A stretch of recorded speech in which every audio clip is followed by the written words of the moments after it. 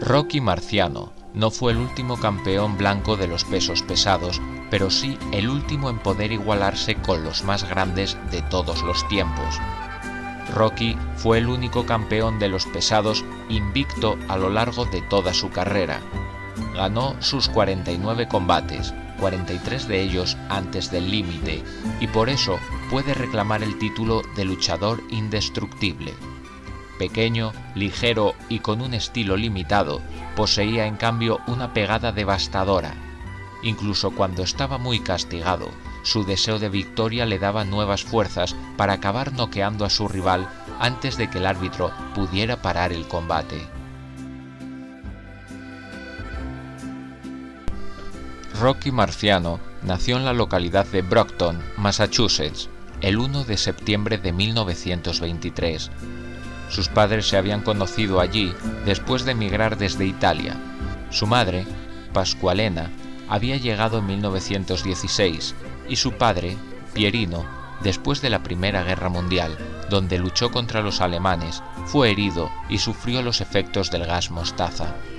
Pierino era de complexión débil, pesaba apenas 57 kilos y arrastraba problemas respiratorios, lo que hacía aún más penoso su trabajo en una fábrica de zapatos. Pasqualena, en cambio, era una mujer de complexión fuerte. Del futuro campeón del mundo se decía que tenía la fuerza física de su madre y la fortaleza mental de su padre. Los Marcelliano bautizaron Rocco Francis al primogénito de sus 5 hijos. Vivían todos juntos en las 4 habitaciones del piso superior de la casa del padre de Pasqualena, un contrabandista de licores. Como tantas otras familias durante la Gran Depresión, eran pobres. Aunque había una fuerte comunidad local italiana que ayudó a Rocky durante su carrera, los italianos estaban en el último peldaño de la escala económica y social, por debajo incluso de sus rivales habituales, los irlandeses. Una vez superada una enfermedad que estuvo a punto de acabar con su vida a los 2 años, Rocky creció hasta convertirse en un fuerte muchacho amante de los deportes, especialmente del béisbol. Formaba parte del equipo de la iglesia de San Patricio. Su tío John le animaba a practicarlo y le ayudaba en sus entrenamientos dejándole un equipo de extensores para fortalecer los brazos y la musculatura del tren superior. Cuando llegó a la adolescencia, era el chico más fuerte de la zona, con reconocidas aptitudes para el béisbol y el fútbol americano.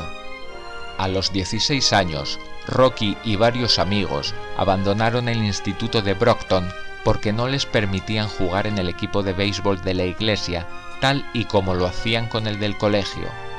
Rocky trabajó con un camión que transportaba carbón, en una tienda de golosinas y, durante un par de semanas, en la fábrica de zapatos, antes de desarrollar sus músculos al entrar en una cuadrilla de albañiles. En marzo de 1943 fue reclutado por el ejército, siendo destinado al país de Gales por un tiempo. Se cuenta que fue allí donde descubrió el poder de sus puños, pues, al parecer, tuvo una pelea con un australiano a quien noqueó después de una disputa en un bar de Cardiff.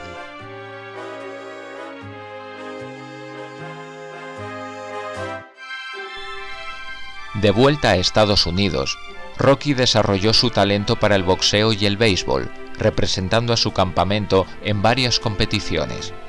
Durante un permiso, en 1946, se encontró de nuevo con Ali Colombo, un antiguo compinche de béisbol que también estaba en el ejército y que había intimado con un boxeador, Dick O'Connor.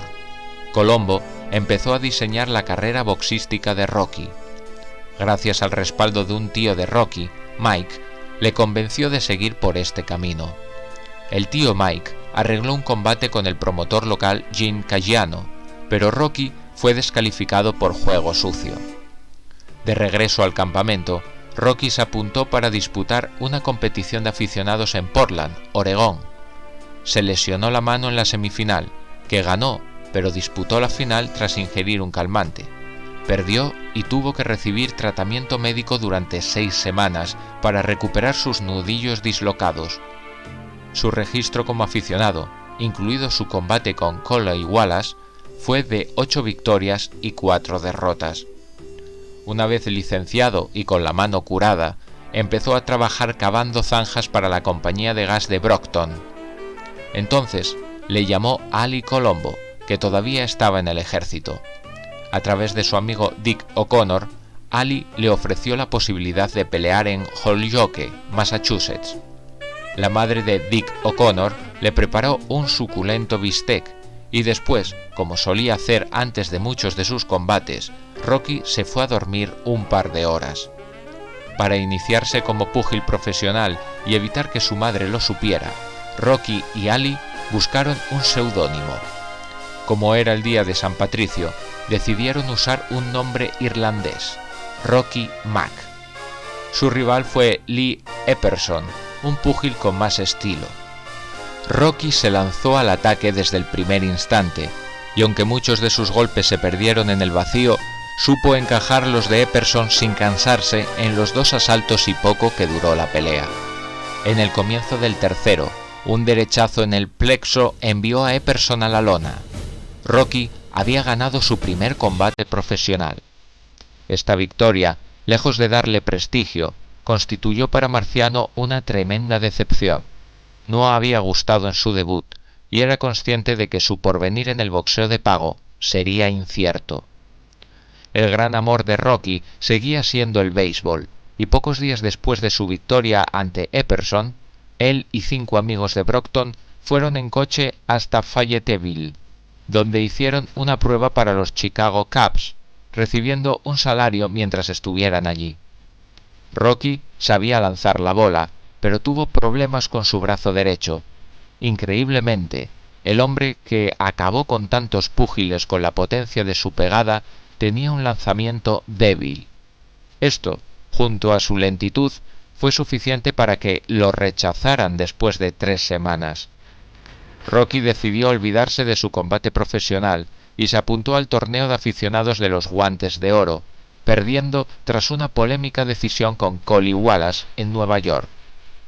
Entró en las pruebas de selección para los Juegos Olímpicos de 1948, pero no llegó a combatir, pues se lesionó el pulgar de la mano izquierda y tuvo que retirarse. Esta lesión también le costó el trabajo en la compañía de gas. No le quedaba más remedio que volver a intentarlo como boxeador profesional. Ali Colombo volvió a aparecer en su vida, pese a que había firmado un contrato con Gene Cayano como entrenador y manager. Muy pronto discutieron por una deuda de $60 y la relación con Cayano se acabó. Más tarde, cuando Rocky comenzó a tener una carrera seria, tuvo problemas para rescindir el contrato. Mientras tanto, Ali y Rocky decidieron irse a Nueva York.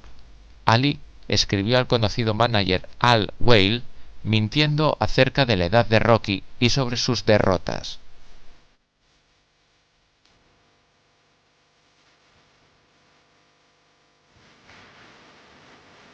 Se presentaron en Nueva York y Bale envió a Rocky al veterano preparador Charlie Goldman para una prueba. Goldman se dio cuenta de la potencia de la pegada de Rocky, y mientras Wade se pensaba si incluía a Rocky en nómina, le prometió algunas peleas en Providence para calibrar sus progresos. De vuelta a Brockton, Ali pidió ayuda financiera al alcalde y trató de conseguir trabajo para ambos en el Departamento de Obras Públicas. Rocky entrenó duro y el 12 de julio de 1948 disputó en Providence su segundo combate profesional. El rival era Harry Balzerian. 2 golpes de derecha acabaron con él en 92 segundos. Una semana más tarde, otro derechazo noqueó a John Edwards en el primer asalto. Rocky inició así una serie de 16 combates en un año. Durante esta serie de peleas, Al Whale decidió que Macelliano era un nombre demasiado largo y difícil de pronunciar y pidió que lo cambiara. Rocky no estaba de acuerdo, pero finalmente adoptó su nombre tal y como lo pronunciaba el locutor de Providence, Marciano. Rocky se hizo muy popular entre los aficionados, pese a que muchos de sus combates apenas duraban un asalto y su bolsa pronto alcanzó los $200. Rocky regresó a Nueva York para prepararse con Goldman y por las tardes, después del trabajo, entrenar duro por su cuenta. Goldman le enseñó sus secretos, cómo conseguir la máxima potencia en sus puñetazos, cómo moverse, qué hacer si el rival se agacha y cómo golpear hacia arriba después de un golpe bajo. Era necesario que Rocky aprendiera a luchar en la distancia corta, ya que, debido a su poca estatura y escasa envergadura, podría tener problemas para llegar a la cabeza del rival a menos que le obligase a bajar los brazos. Goldman persuadió a Rocky para que diese pasos más cortos, llegando a atarle las piernas para impedirle que las abriese en demasía. Rocky también llevaba a cabo ejercicios en solitario, entre ellos zambullirse en una piscina y practicar ganchos bajo el agua. Además, Rocky pasó muchas horas lanzando un balón de fútbol americano con el brazo izquierdo, hasta que consiguió una pegada casi tan dura con este como con el derecho. En su noveno combate, noqueó a Gil Cardione con un uppercut de izquierda a los 36 segundos. Cardione quedó inconsciente durante 10 minutos y Rocky no dejó el ring hasta que se recuperó. Entre 1948 y 1949, Rocky tuvo problemas de espalda, tenía un pinzamiento en un nervio y en las manos, que necesitaron descanso, pero era capaz de verse envuelto en un accidente de automóvil y boxear y ganar esa misma noche. Por entonces Whale había firmado un contrato con Marciano por el que se repartían las ganancias al 50%. Colombo y Goldman recibían un sueldo. En mayo de 1949, Whale se convirtió en apoderado del Madison Square Garden, y en diciembre Rocky cumplió su objetivo en su primera pelea en el Garden. Whale no quiso correr riesgos y Pat Richards no opuso mucha resistencia a Rocky, que ganó en el segundo asalto. La siguiente pelea de Rocky en el Garden, el 30 de diciembre de 1949, le causó un gran impacto. Su rival, Carmine Bingo, medía 1,93 m de estatura, había ganado 27 de sus 30 peleas y también poseía una gran pegada. Desde el primer toque de campana, los dos púgiles se castigaron con golpes terroríficos. Fue Bingo, que cayó en los dos primeros asaltos, el que sucumbió. En el cuarto casi envía a Rocky a la lona, pero fue su último destello. Rocky le noqueó en el sexto asalto.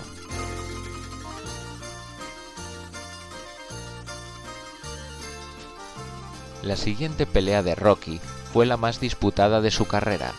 Roland La Estarza estaba imbatido, como Rocky, pero llevaba 37 peleas por las 25 de este. Aquí acababan las semejanzas. La Estarza era bien parecido, un chico educado de Nueva York que, además, sabía boxear. En cambio, Rocky solo contaba con su pegada, su resistencia, su negativa a reconocer el miedo o el dolor, un espíritu de lucha que le impedía aceptar la derrota. La Estarza era el héroe del Garden y el favorito, lo que hizo que tío Mike apostara fuerte por Rocky, una práctica que mantuvo con gran provecho el resto de la carrera de su sobrino. Rocky derribó a La Estarza en el cuarto asalto, pero perdió el octavo debido a un golpe bajo.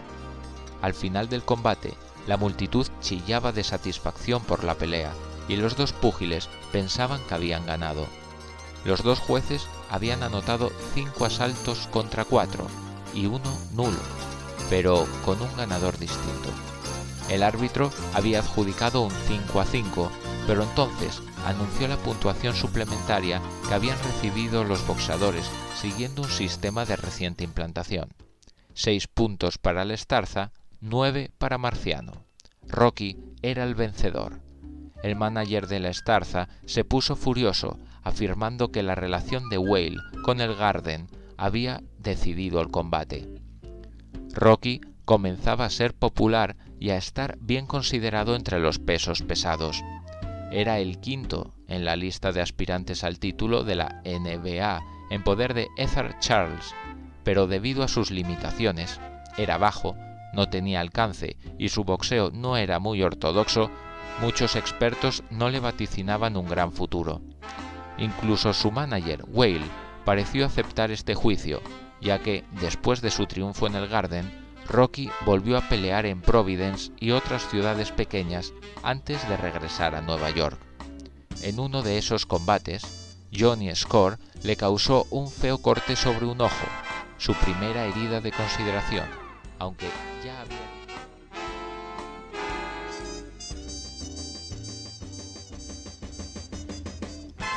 Pese a haber ganado casi $30.000 con el boxeo, su vida no era muy diferente a la de los primeros días.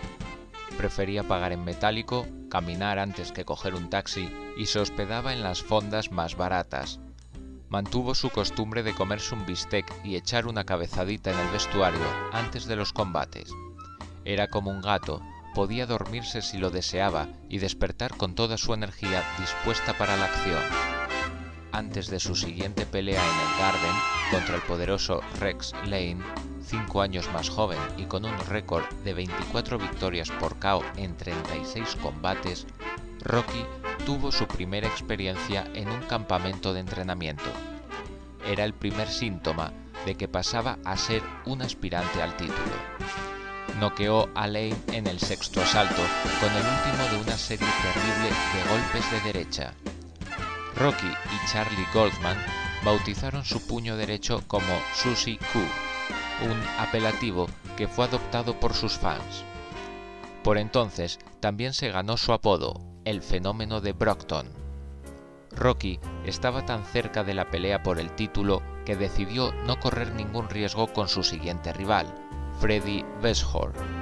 Este había disputado el título mundial a Charles en 1950, pero no era un rival de consideración para Marciano. Sucumbió en 4 asaltos. Debido a la presión de los propietarios del Madison Square Garden, Al Whale se vio obligado a organizar, contra su deseo, un combate entre Rocky y el legendario Joe Louis, que había decidido regresar al boxeo. El prestigio de Louis, de 37 años, aún le permitía ser el favorito por 8-5 ante el primitivo Rocky. Pero la juventud no debe subestimarse nunca.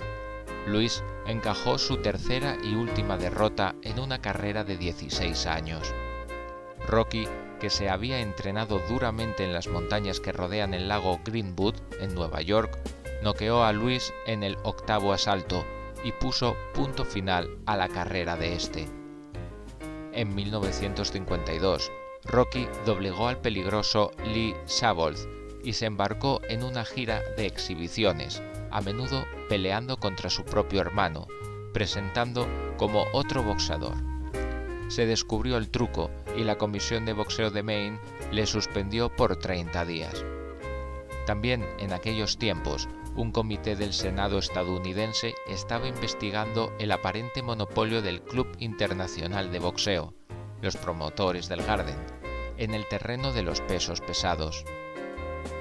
La IBC decidió que Rocky debía medirse con Harry Kid Matthews, cuyo manager era muy crítico con este organismo, antes de enfrentarse en una lucrativa pelea por el título con el nuevo campeón, Jersey Joe Walcott. Marciano no tuvo problemas para vencer por KO a Matthews en el 2º asalto, en un combate disputado en una noche lluviosa en el Yankee Stadium. Finalmente, Rocky Marciano se proclamó campeón del mundo el 23 de septiembre de 1952 en el Estadio Municipal de Filadelfia, al noquear en el 13º asalto al hasta esa noche campeón Jersey Joe Walcott. Algunas de las defensas del título en los 3 años siguientes fueron impresionantes, pero en la primera hubo la sombra del escándalo. Se le concedió la revancha a Walcott en Chicago, pero por error o de manera consciente, el aspirante de 39 años resbaló en el último segundo cuando se ponía de pie después de una caída en el primer asalto y se le completó la cuenta entre protestas. Fue su última pelea. Roland La Estarza también tenía poderosas razones para exigir una revancha, que llevó a 44.562 personas a los terrenos del Club de Polo de Nueva York el 24 de septiembre de 1953. Marciano fue superado durante 6 asaltos, pero la Estarza fue el más castigado, en muchas ocasiones por las tretas del campeón. Muy nervioso, golpeó después de la campana y usó los codos, lo que provocó las constantes advertencias del árbitro, Ruby Goldstein. Este le penalizó concediendo a la Estarza el 6º asalto a raíz de un golpe bajo. Desde ese momento, Rocky se abalanzó sobre la Estarza, haciéndole un corte en la nariz y en un ojo, e incluso haciendo sangrar sus brazos al protegerse de los golpes. Después de haber caído en el 11º, el valiente la Estarza estaba groggy, cuando el árbitro paró el combate.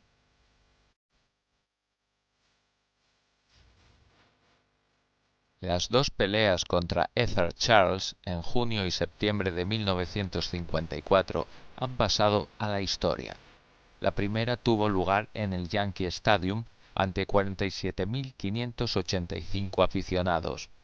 Charles, un excelente boxeador que también sabía pegar duro, fue demasiado rápido para Rocky en los primeros 4 asaltos y abrió un profundo corte en el ojo izquierdo de Marciano. Esto envalentonó a Charles para seguir castigando a un Rocky cuya superior fortaleza acabó por imponerse. En el 12º asalto, Rocky había tomado ventaja después de una lucha terrible. Increíblemente, Charles se rehizo en el 14º asalto. Rocky reconoció después que fue su combate más difícil, la única ocasión en la que disputó los 15 asaltos. Ganó por decisión unánime, con 3, 4 y 5 asaltos de diferencia.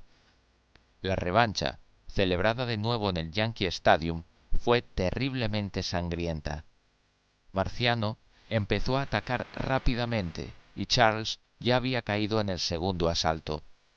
Esta vez, Charles confió en sus golpes más poderosos hasta que, en el 6º, lanzó un ataque que dio de lleno en la nariz de Marciano, que empezó a sangrar.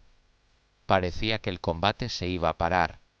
Rocky se volvió loco en el siguiente asalto, haciendo tambalear a Charles con golpes durísimos, pero este tuvo las fuerzas necesarias para contraatacar.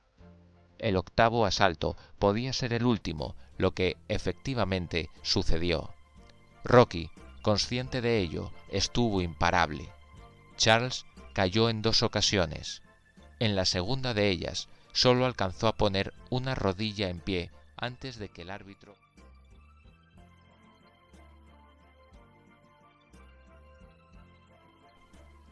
Don Cockell, campeón británico y europeo, fue el siguiente aspirante.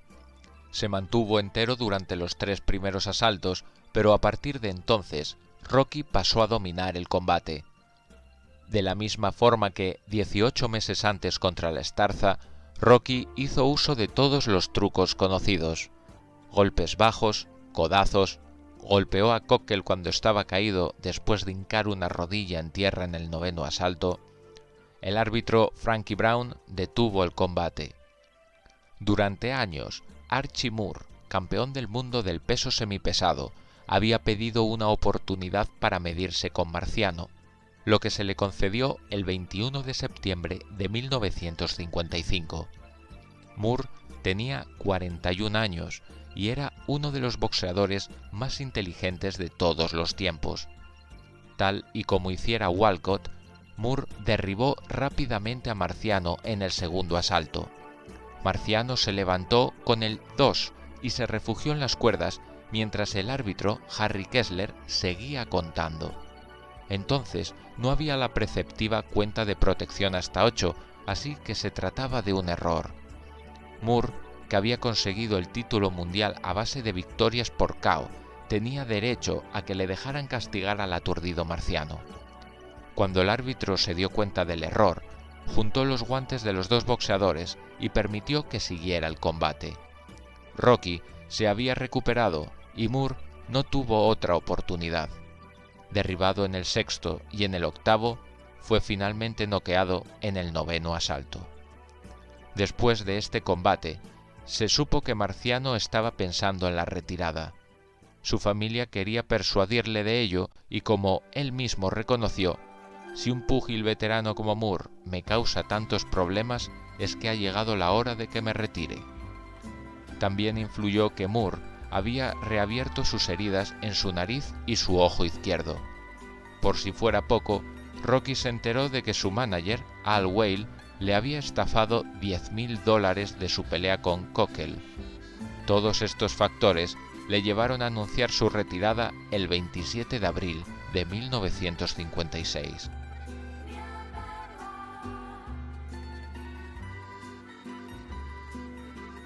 Rocky disfrutó plenamente de su retiro, viajó mucho y jugó al golf.